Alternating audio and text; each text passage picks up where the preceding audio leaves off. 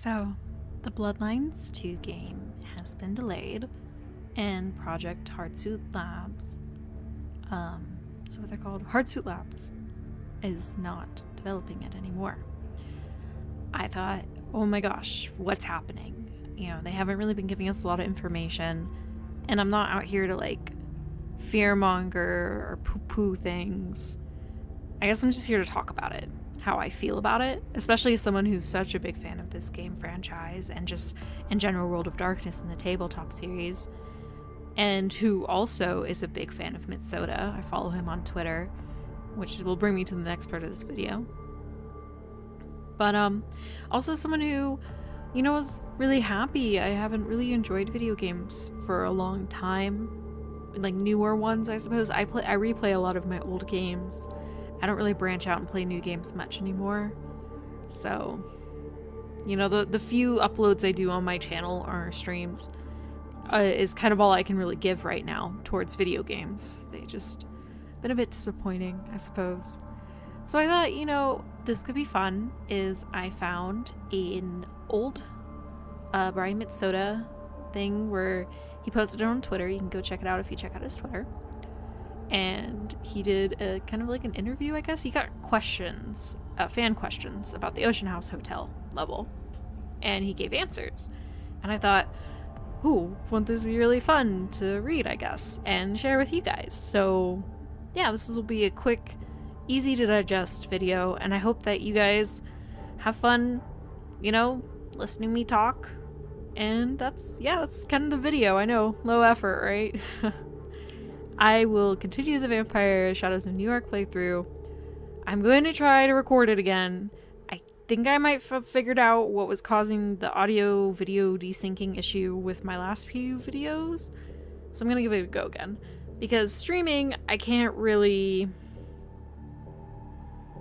I guess I can't really look at the chat and play. How else to explain this? I'm really poor, so I don't have dual monitors really. So I gotta figure out a way to do that. So if I missed anything anyone said in any of my streams, I'm so sorry about that.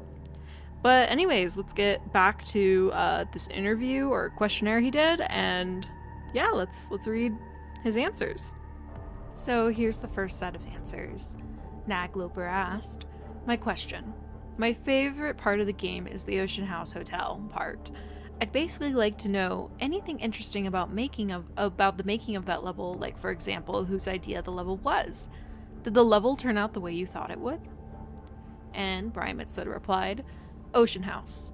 The way I approached that level was by studying up on techniques used in fun houses and high-tech amusement park rides, like the Back to the Future ride at Universal. And also renting a lot of classic ghost story movies. Off the top of my head, The Changeling, The Haunting, The Shining, and a couple other The movies. Lots of visual sound tricks to get the player to go exactly where I wanted them to be. I laid it out for build-up and suspense with an explosive finale using a quiet, loud, great technique, and with the lofty goal of doing a level without any enemies. A lot of people thought I was insane, and maybe that's true, but I stuck to my guns. So much of the fear in that game was audio-induced and atmospheric. Less is more. Let the player's mind do my work for me. As many people as have enjoyed it, I'm actually disappointed that only about a third of the original design was implemented. I would love to do a director's cut of the Ocean House, so to speak, in a future game. Something that makes players read a disclaimer before they enter it. Something along the lines of, warning, by entering this level, you waive all rights to seek dry cleaning compensation from the developers. That said, I was thrilled to see GameSpy had awarded it PC Level of the Year." Ipo Bonded wrote, "Kudos to the dialogue writers, and of course, the brilliant cast who performed 100% perfect from A to Z. Best voices ever. Without Margaret Tang's voice directing and casting," this is Brian speaking, "the characters could not have worked nearly as well. She was fucking robbed by every Best Voice Actor award direction that didn't go to her in Womb Music." "Is that Cabby supposed to be Kane?" Ipo asks. I think this is one of those questions I'm better off not answering, like what's in the Pulp Fiction suitcase. Brian replied. What is the Bloodlines crew doing now? Ebo asked. And Brian answers, I'm fortunate in that I still work with a good portion of the Bloodlines folks over at Obsidian Entertainment, plus a whole other great people, to the best of my knowledge. And he does a big list. I'll post a screenshot of the list. I'm not going to read everybody. Hellbound McGonage asked, was there ever a point when the idea of having mostly unique dialogue for each clan was considered? I know that would have made the development a hell of a lot more grueling, and you probably would have had to come to your senses early on and realize that is just crazy, but did the idea ever arise? Brian replies, I'm sure, but since I nearly killed myself trying to write Malk lines for each hub city, given that I sometimes had a week to accomplish this, that would have been impractical. We did try to squeeze clan lines in where appropriate, especially for Malks and Nosferatu. But given the scope of the game, it would have been impossible to do them for every character in the time allotted. Writing Malk lines was a fun and creatively challenging task. But I don't know if I ever want to have to do that many alternative dialogue responses in one sitting ever again. Although, for the right price. So that's interesting, yeah. Let's continue. I think that's pretty interesting. So far, what we've learned, I guess I'll talk about it a little bit. I think that, writing for every clan to have unique dialogue is a hard task.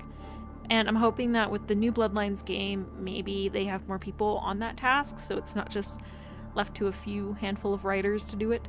But I don't know, since I haven't heard much about the game. So, let us continue on. Grendel's Revenge pondered. Question 1. Is there a way you can sum up for us just how Bloodlines sold? Brian replies, there's no sequel planned, to the best of my knowledge, and Troika went out of business. Question 2. Is there anything that made it into the final version of the game that you aren't proud of? And Brian replied, I'm only going to get into trouble if I answer this one. Stuff I worked on? All the typos and grammar errors left in the final dialogue. They're very embarrassing. I am very proud of the game overall, but yes, I think a lot could have been improved and polished. A lot. Lancia wondered, without trying to get you in a lawsuit and myself flamed, many, yours truly included, feel that the time constraints you, as in the developer, were working in were a bit too tight.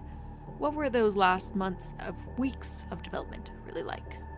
Brian replied, the last few months, I and most of the team practically lived at the studio. I don't remember sleeping a lot. I rarely left the office before 2 a.m., and usually I would go to lock up and notice that Brock Hines was still there. It was a flurry of people in the office, constant email responses, fist shaking, growling, bitching behind closed doors. I think some threats of physical harm coming from all directions. It was very much a death march. There was a lot of frustration and anger, but when things start coming together, it was not rare to hear, oh, a wow, or that's fucking cool. And man, you need those moments. So many were wiped after that last push. I was honestly catatonic for a short period after the whole ordeal. The best part of all was people within the office played the game, and I heard, our game's pretty cool. It was an amazing experience that I never want to go through again. Lancia wondered further. Perhaps if you had, say, another 6 months for the game, do you think it would differ much from the final product we got? Brian replied, vastly, or possibly we would have tried to cram even more in foolishly. We didn't. We'll never know. Brad Van Dam poked and prodded. Did everyone wish you had more time on the game? Brian replied, every person in the history of creative development has always wanted more time. Brad Van Dam continues, do you make a lot of money as a developer? Brian replied, not on Bloodlines. It varies depending on your experience, the project, and the company. But considering I don't get shot at, I don't save lives, and I don't deal with the general public, I can't complain. Oh, and I love my job. Methuselah Taint. Sorry, what made me laugh? Methuselah. I just gotta say it again. Methuselah Taint made me answer. Was the cast created prior to the storyline, or were some of them merely plot devices which evolved later on? And if so, which ones? Brian replied, "When I signed on, a few of the characters had names, and there were some ideas of what they did in the story. But most of the characters evolved during the dialogue writing stage. The only characters that were not created by Troika were Smiling Jack and Beckett. I will admit I did my best to try and make Sebastian LaCroix somewhat realistic and less of a snidely Whiplash-type villain a lot of people saw him as. I think for the most part, people loved to hate him, or just loved him, and that was a relief. I also tried to tone down Nines, if you can believe that. Less action hero, more anti-hero. I completely rewrote Damsel from an earlier draft, transforming her from a hippie college girl, Skelter even refers to her older version, to the polite, young, conversative sorority girl she is in the game. For a variety of reasons, I had to rewrite Romero a few times. I'll bid a few of his lines. Oh, ad-libbed, sorry. I can't read. You probably already know that if you watch my vampire series, Shadows in New York. I can't read. Alright. Brian continued, I think the only major character that I did little rewriting on was Gary. Another question was asked. Early screenshots show Jeanette in the Vesuvius, suggesting that she was the original owner and proprietress, not Velvet Velour. Why was Jeanette transported to Santa Monica? Brian replied, Jeanette was only part of the Vesuvius for the first E3 demo. She was always supposed to be in the asylum. Goes without saying. The question continues, and why was Velour, in particular, invented to take her place? Brian replied, good story behind Vivi. So as I mentioned, Jeanette was in Vesuvius for an E3 demo. Her character wasn't fully fleshed out yet, so I wrote her for E3, a sexpot seductress, fit for the E3 crowd to make the journalists collectively say, "Gosh," blush and wave shyly. So, when Jeanette was written in her final form, some higher-ups didn't think she was sexy enough, and wanted her to be more like E3 Jeanette. To avoid rewriting Jeanette and destroying her character in the whole Jeanette-Therese scene, I had spent a lot of time setting up. I created a new character, Velvet Velour. No one complained that Vivi wasn't sexy enough, and I think she met mandates without explicitly pandering to them. This is gonna get me some flame, but I will say it was pandering. It was full-on pandering, and I hope, Brian will never see this video, never hear me talk about this, but Brian, it was totally pandering, dude. It was pretty pandering. Vivi is like some of the shots in that game, but people grow. It's an old game. I get it. I'm not like, ooh, boo, bloodlines. It's just, when I see it, I laugh at it. It's a thing. The question further is asked. Also, is her moniker Vivi, which seems to form a giant letter W, is that a shot at W? I don't know. I guess that's like W. Bush. Brian replied, I had a lot of stuff in the game. This is a case of looking too hard. Another question, what's the red schmutz in the Warrens? Brian replies, wasn't my level. Sorry. Okay, confirmed. We do not have to blame Brian Mitsoda for the Warrens. I love the Warrens, like, as a nostalgia thing, but I will say as a first-time player, remembering back when I first played through it, I hated the Warrens, but now, like, it's a breeze. But, yeah, so I don't have to blame Brian for that one. Another question. Is Smiling Jack responsible for the Elizabeth Dane massacre? Brian replied, yep. I kind of feel like that was very heavily implied. Questions asked. Is Damsel a shot at what passes for the US left? Brian replied, Damsel was one of my favorite characters to write for, mostly because of Courtney Taylor's performance. She acted out Damsel as she voiced her. Oh, that's so cool.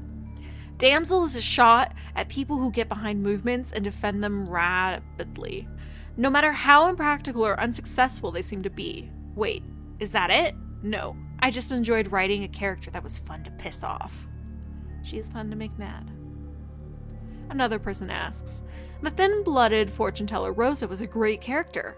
How and why did she come about, creatively speaking?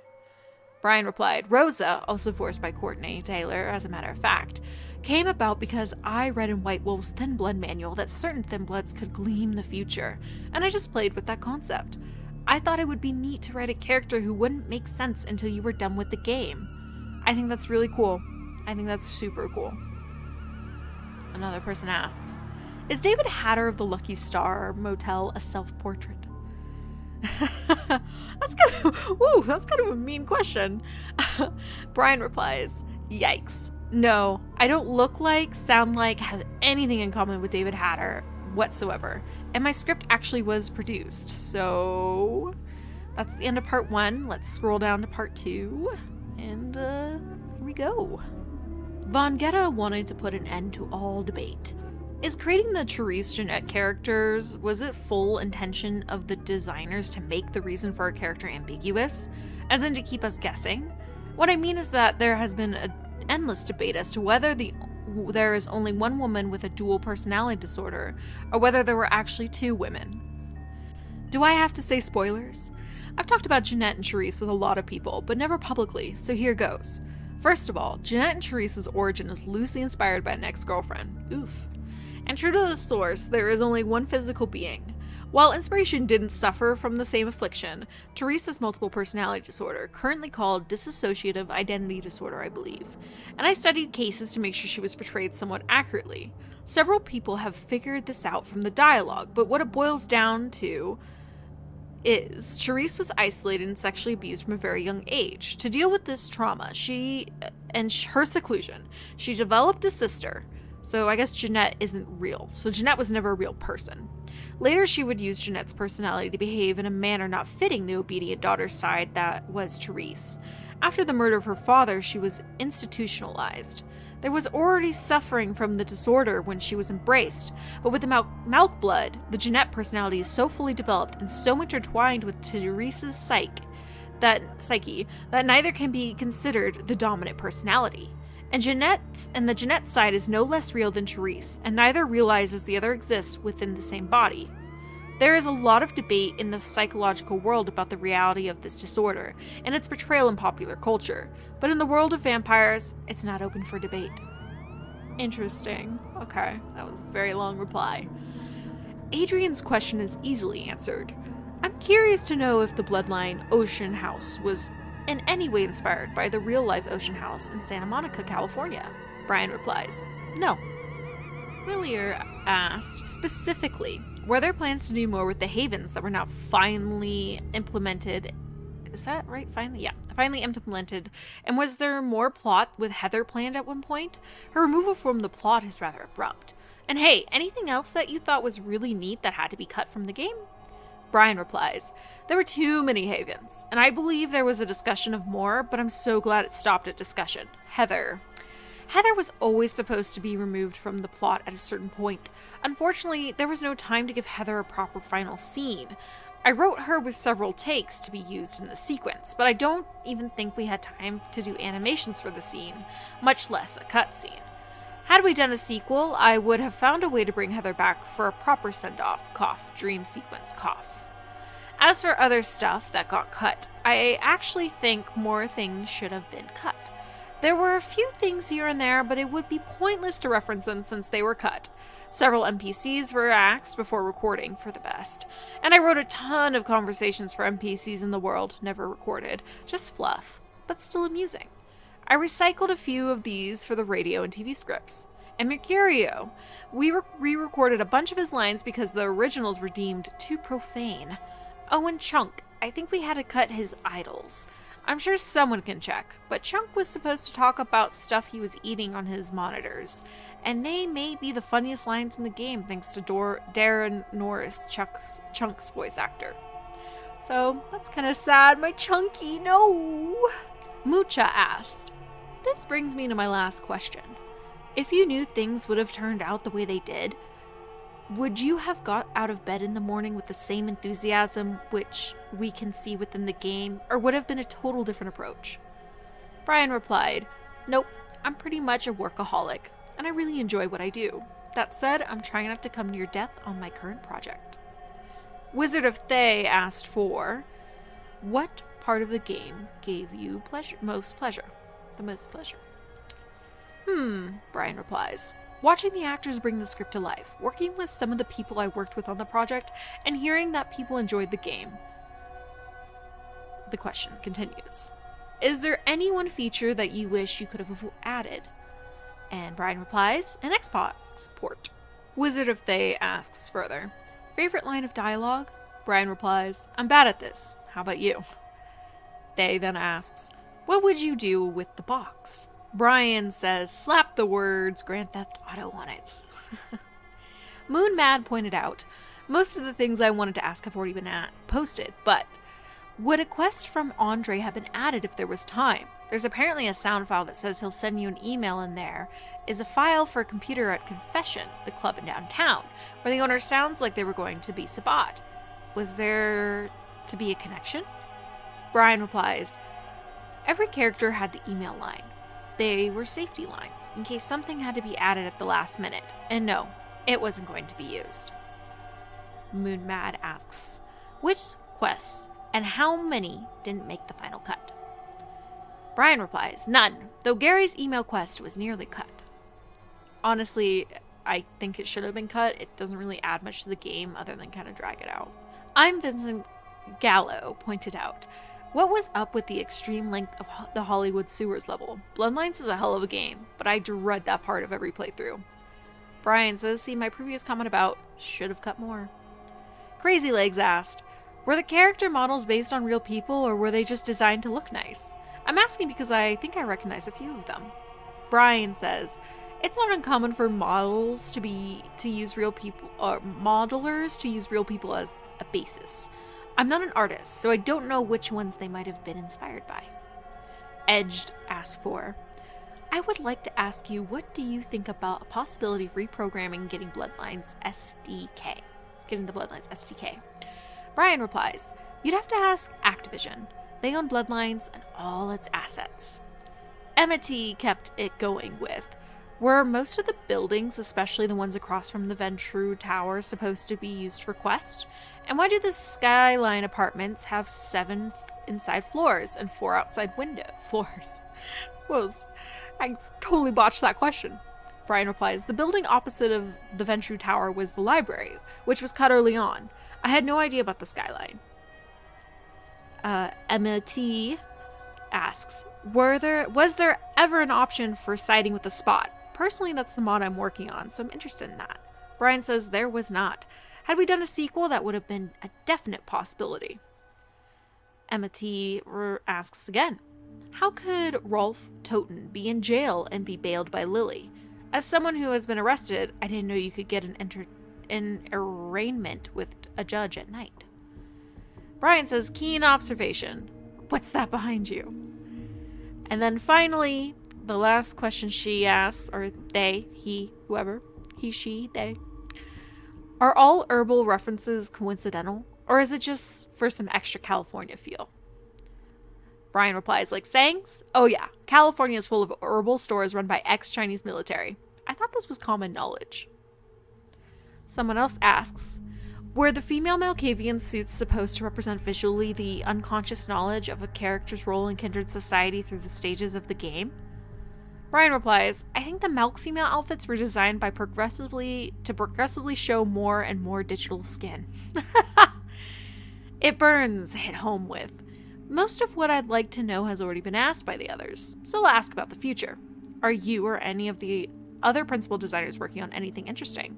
Brian says yes, big yes. Only I can't talk about my current project right now. It Burns asks, I'm looking for more good games to feed my habit, and I would love to follow the talent, as it were. I'm not only one of the 20, I want to be one of the future 20s.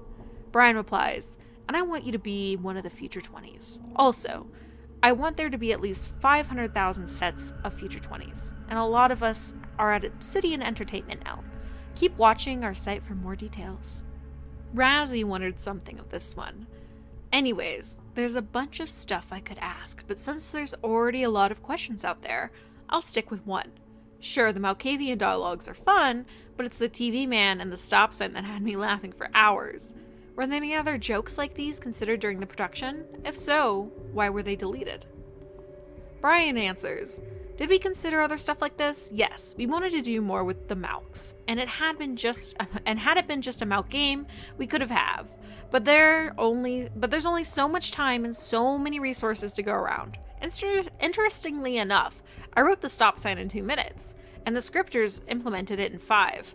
Unfortunately, that was at a time when 7 minutes was very expensive. All the other stuff that was talked about and cut, I'd like to do in a future game, so I'm hesitant to reveal more.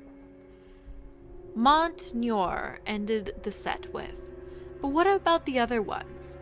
Were they characters taken from White Wolf notes, or did you make them up yourselves as needed? Characters like LaCroix, Gorgeous Gary, Nines, Jeanette, Ming Zhao, Vivi, Strauss. Brian says, good question. As I've said, Beckett and Smiling Jack were White Wolf characters.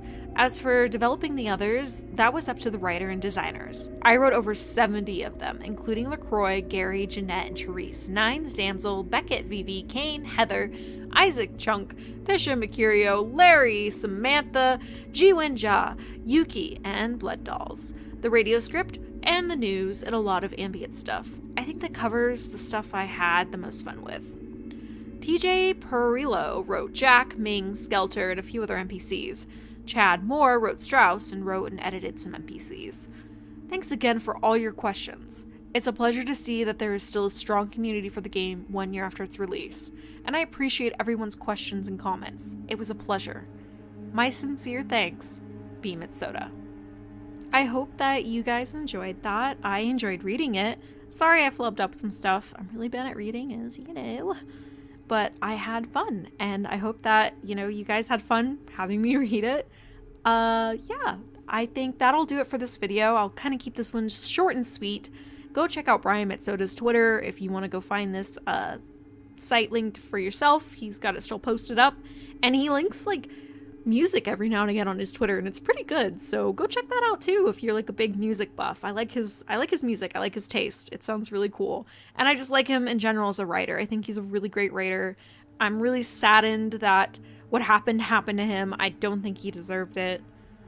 I hope he didn't. I hope he didn't do anything. I don't think he would have, though. He seemed like at least in the interviews, I could tell he was really socially anxious in a lot of those interviews, and he loved the game, though. He gave it his all, and thank you for that, Brian Mitsoda. Thank you so much.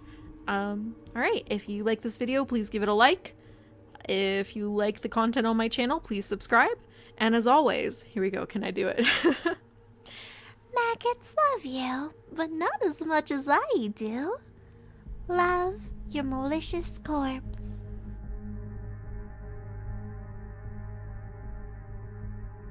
Maggots love you, but not as much as I do. Love, your malicious corpse.